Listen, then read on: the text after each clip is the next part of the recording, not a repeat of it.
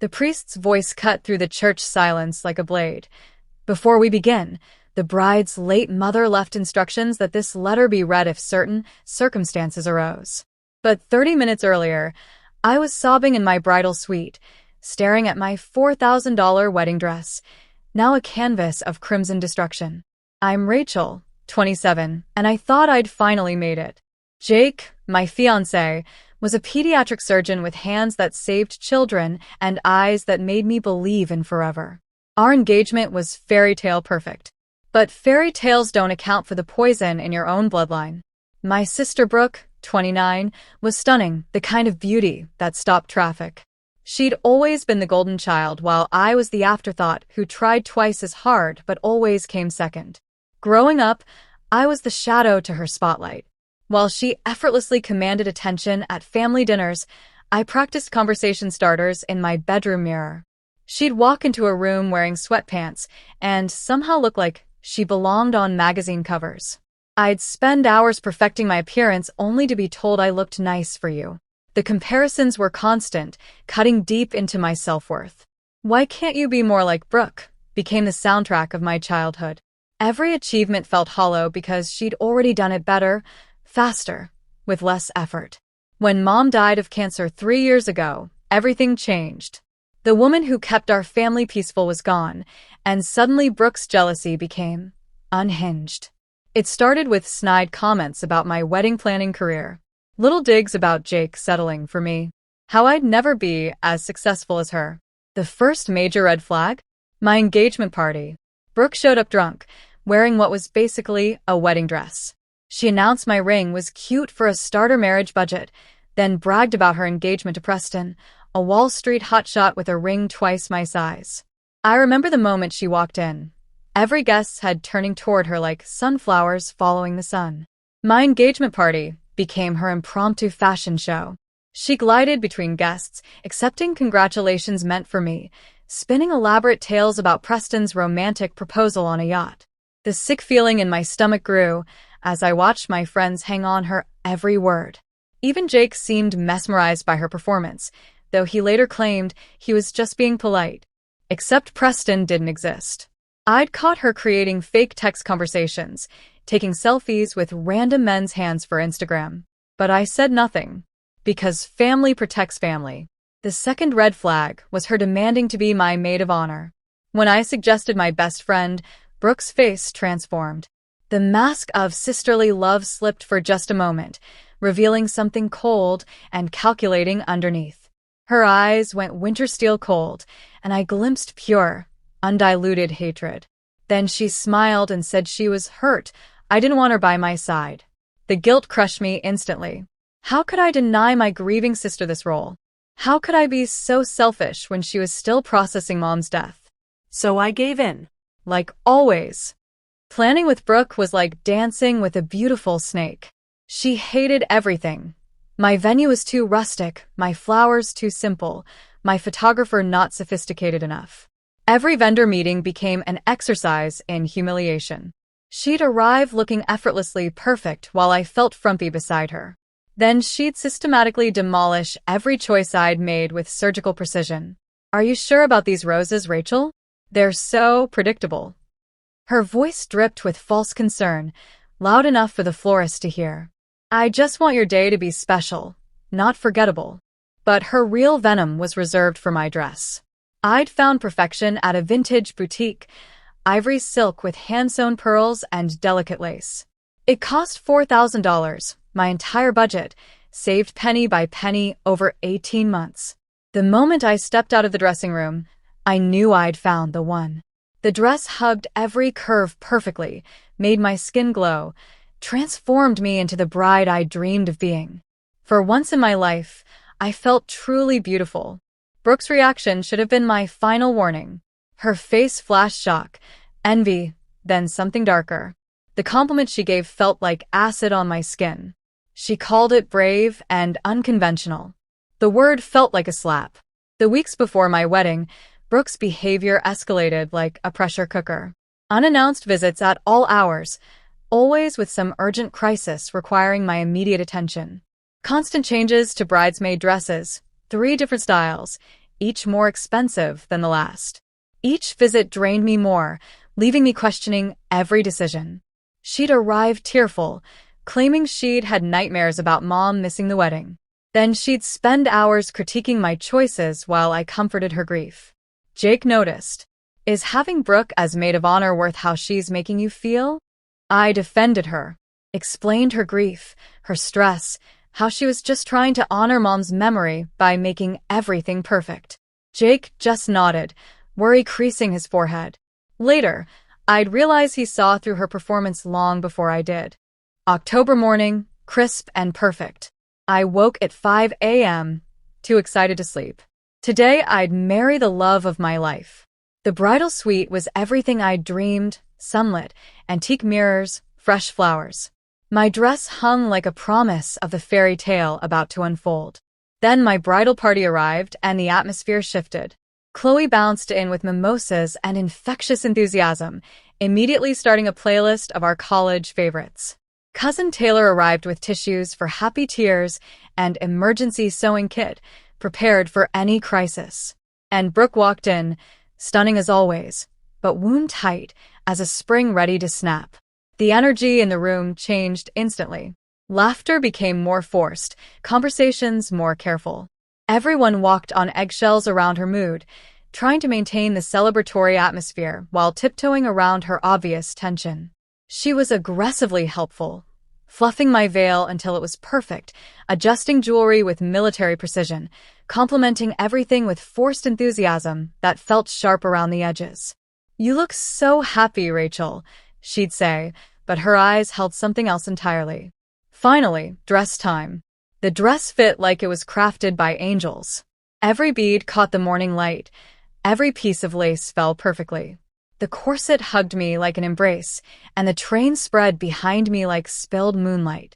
I looked in the mirror and barely recognized myself. I looked like the bride I'd dreamed of being since I was 5, watching Disney movies and planning my perfect wedding. The room fell silent. Chloe's hand flew to her mouth, tears already starting. Taylor sobbed openly, not caring about her makeup. Even the photographer looked moved, snapping candid shots of the genuine emotion. And Brooke stared at me with an unreadable expression. Then she picked up her wine glass. Brooke had been drinking since arrival, mimosas during hair and makeup, then red wine because it was more sophisticated for photos. I should have noticed how much she'd consumed. How her movements became more theatrical, her compliments more cutting. But I was lost in bridal bliss, seeing only what I wanted to see. She stepped toward me, wine glass raised as if to toast. Her heel caught on the vintage rug that had been there all morning without incident. But something in her eyes told me this was no accident. Time fractured into slow motion. I watched her face as she stumbled, saw the calculation behind her performance. The wine glass flew in a perfect arc, red Merlot catching morning light like liquid rubies. I stood frozen, unable to process what was happening. This couldn't be real. This couldn't be happening on my wedding day, in my perfect dress, with my sister holding the weapon. The wine hit like a crimson explosion. It soaked through delicate lace, stained hand-sewn pearls, spread across ivory silk like blood on fresh snow. $4,000. 18 months of saving. 6 generations of dreams. Destroyed in seconds. The room erupted, but I saw it. The flash of satisfaction in Brooke's eyes before her performance began. "Oh my God. Rachel, I'm so sorry. My heel caught. I can't believe it." But I'd seen the tiny smile that flickered across her lips before she composed her devastated mask. I'd seen her check to make sure the stain was spreading, that the damage was complete. My sister had just destroyed my wedding dress on purpose.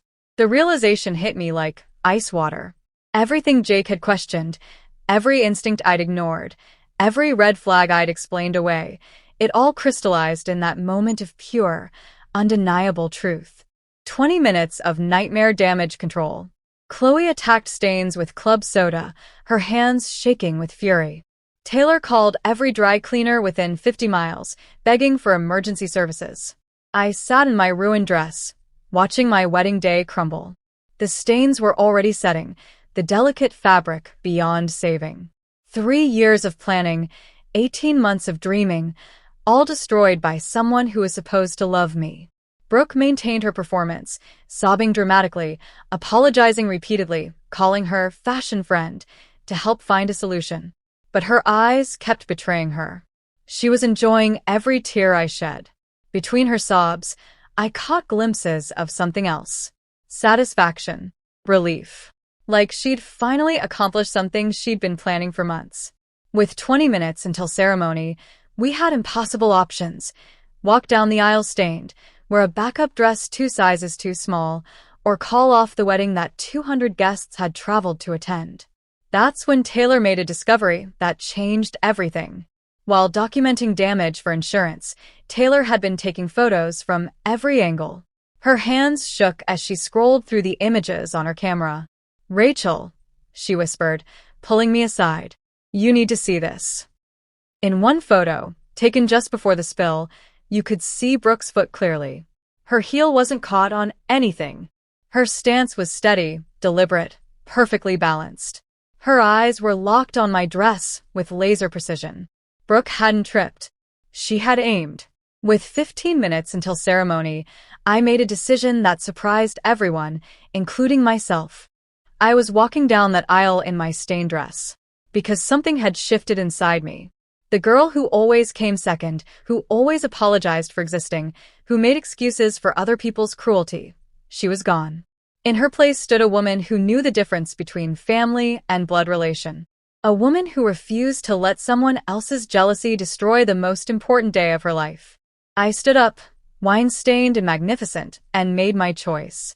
The walk to the chapel felt like floating through a dream. My stained dress rustled with each step, a constant reminder of betrayal. But my head was high, my spine straight. Jake's eyes when he saw me, they filled with tears, but not pity. Pride. He was proud of me for choosing love over perfection, for refusing to hide from someone else's cruelty. The ceremony began traditionally, but Pastor Williams paused before our vows. Before we continue, I've been instructed by the bride's late mother to read a letter if certain circumstances arose during this wedding. The church fell silent. My mother had been gone 3 years. What circumstances could she have foreseen? How had she known this would happen? "My dearest Rachel," Pastor Williams read, "if this letter is being read at your wedding, it means Brooke has done something to hurt you on what should be the happiest day of your life." A collective gasp echoed through the church. Jake's hand found mine, squeezing tight. "I've watched my daughters for 27 and 29 years. Rachel, you've always been light, genuine, generous, forgiving to a fault. Brooke has always been shadow, beautiful, charming, but unable to bear seeing others happy." The pastor looked shocked, but continued. 3 months before my diagnosis, Brooke confessed to me. "She destroyed your college acceptance letter because she couldn't stand that you'd gotten into a better program. She convinced your prom date you weren't interested because she wanted him." The church was silent as a tomb. I felt the weight of every gaze, every sharp intake of breath. She told me about dozens of ways she'd sabotaged your happiness over the years, always while maintaining her perfect sister image. And she told me she planned to ruin your wedding day too. My knees almost buckled. Every failed relationship, every missed opportunity, every moment I'd blamed myself. It had been her. I tried to help her understand that love isn't finite. Your happiness didn't diminish hers. But I realized Brooke is sick in a way maternal love couldn't heal. My mother's voice grew stronger through the pastor. "So, I made arrangements. If something happens at your wedding, if your dress is damaged, if there's an accident, this letter exposes who she really is in front of everyone who matters." But Mom wasn't finished destroying Brooke's image. "In my safe deposit box, you'll find documentation of every cruel thing Brooke has done, along with recordings I installed in our home after her confession. She tried to gaslight you, make you doubt your experiences." Pastor Williams paused, looking at me with compassion. "Are you sure you want me to continue?" I looked at Brooke, frozen in the front pew like a beautiful statue, then at Jake, whose eyes burned with protective fury, and nodded. "I've recorded 3 years of conversations where Brooke admits to sabotaging your relationships, job opportunities, and self-confidence. Her pattern of psychological abuse, pathological jealousy, complete inability to feel remorse. But most importantly, I've recorded Brooke's detailed plan to destroy your wedding day. She practiced the wine accident in our living room like an actress rehearsing. I heard sobs from the congregation, my aunt, who defended her for years, Brooke's former friends who'd watched her perform for decades.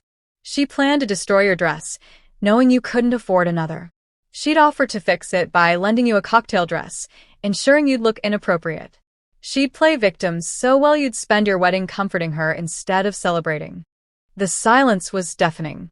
Every person in that church was processing the elaborate cruelty, the calculated nature of her betrayal.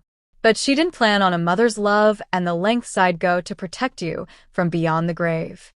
Brooke is sitting there performing devastation over her accident. She's counting on your forgiveness, your habit of putting family peace above well-being. Pastor Williams looked directly at Brooke for the final paragraph. Today, I want truth told.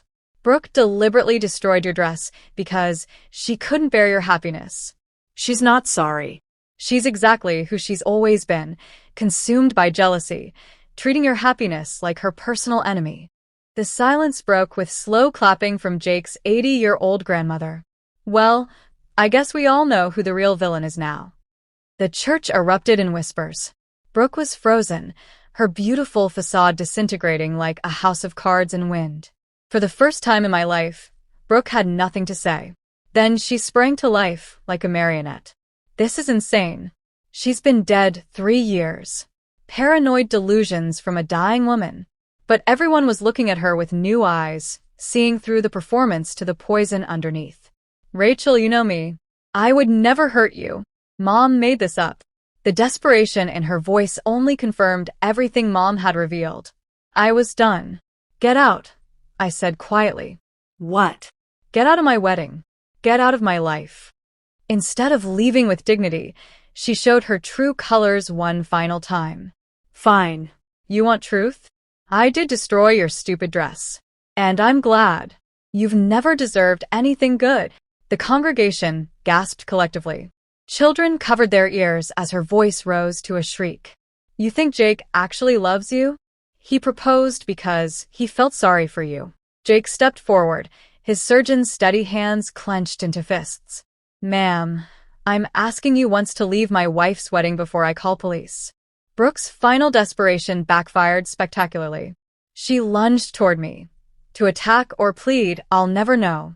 But she forgot her 4-inch heels on ancient stone floors. Her foot twisted. She went down hard, emerald dress ripping audibly at the seam. Perfect irony. The woman who sabotaged others had sabotaged herself. Security escorted my sobbing, limping sister out while she screamed threats that only proved everything Mom had said. As chapel doors closed on her voice, Pastor Williams smiled. Shall we get you married? The rest was perfect. Better than perfect, it was real. Within a week, Brooke's carefully constructed life crumbled like a house of cards. The wedding was recorded by dozens of phones. Footage went viral faster than wildfire. #wedding dress sabotage trending for weeks. Her employer, a prestigious firm valuing reputation above all, let her go within days. Her social media following evaporated overnight. Comments became people sharing their own toxic family experiences, recognizing her behavior in their own lives. But the cruelest blow came from Mom's investigation. The safe deposit box contained financial documents showing Brooke had stolen money during Mom's illness. Email copies showing her contacting my college professors, pretending to be me, withdrawing from classes. Screenshots of fake accounts she'd created to spread rumors about me to potential employers. Most damning were recordings of her laughing with friends about her stupid, pathetic sister, and detailing plans to ruin not just my wedding, but my entire marriage. We turned everything to police and lawyers. Criminal charges for theft. Restraining orders. Civil suits for damages. She wasn't just jealous, she was disturbed. 6 months later, Jake and I finally took our honeymoon in Italy. On our last night in Rome, watching sunset paint the Colosseum gold, Jake showed me a message from Chloe with a newspaper link. Former marketing executive arrested for insurance fraud. Brooke had tried rebuilding with her own consulting firm, but her deception pattern followed her like a shadow. She'd been caught falsifying documents for major clients. Serious jail time awaited. I felt something unexpected. Pity. Not enabling pity, but clean, distant pity for someone who chose to be my enemy and lost everything. Meanwhile, Jake and I were building something beautiful from her attempted wreckage. Mom's life insurance, plus restitution from Brooke's theft conviction, let me expand my wedding planning business beyond dreams. I specialized in helping brides navigate family drama. My signature service, drama-free wedding planning, complete with security protocols, legal protections, emotional support. My stained dress became part of my brand, professionally preserved with a plaque. Sometimes the most beautiful love stories begin with choosing yourself. The real victory was quieter than business success. Jake looked at me every morning like I was a miracle. We'd learned to build life on trust, communication, and the revolutionary idea that love should feel safe. We had chosen family, friends celebrating our success without resentment, Jake's relatives who adopted me completely. Most importantly, the absence of drama, walking on eggshells, making excuses for someone else's cruelty. For the first time, I understood peace.